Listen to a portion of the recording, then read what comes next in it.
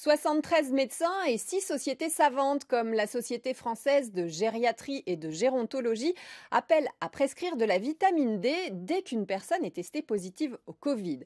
Si la vitamine D est bien connue pour fixer le calcium sur les os, elle permet aussi de lutter contre les infections respiratoires, la grippe, les rhumes, parce qu'elle renforce notre défense innée afin d'éviter l'emballement du système immunitaire, le fameux orage de cytokines qui emporte les patients Covid aujourd'hui.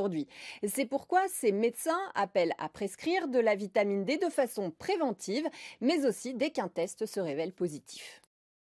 Près de 400 études d'observation montrent que des personnes qui font des Covid sévères sont plus souvent carencées en vitamine D que la population en général. Mais une corrélation n'est pas forcément une cause. En effet, certains médecins voient aussi que cette carence en vitamine D va de pair avec d'autres maladies chroniques ou l'obésité, puisque les graisses absorbent plus cette vitamine.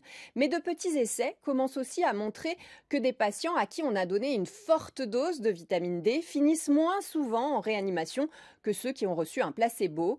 En France, un essai clinique auprès de 260 patients en EHPAD et à l'hôpital est en cours et ses résultats sont attendus pour le mois de mars. Mais comme l'Académie de médecine en mai dernier, les signataires de cet appel estiment que la porte de sortie de l'épidémie, c'est vraiment le vaccin. Se faire prescrire de la vitamine D par son médecin pour réduire les carences en hiver ne peut pas faire de mal. La principale source de vitamine D pour notre corps, c'est le soleil. L'été, 15 minutes d'exposition suffisent à synthétiser ce dont nous avons besoin comme une belle plante.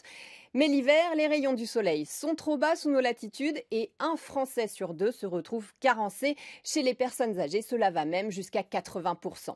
Il faut donc augmenter les doses. Alors les compléments alimentaires ne sont pas toujours suffisants et attention aussi au surdosage qui peuvent provoquer des problèmes rénaux. Le mieux, c'est donc de demander à son médecin et de varier son alimentation avec des produits riches en vitamine D, la bien connue huile de foie de morue. Il y a aussi les fromages, le poisson, en attendant le retour du soleil.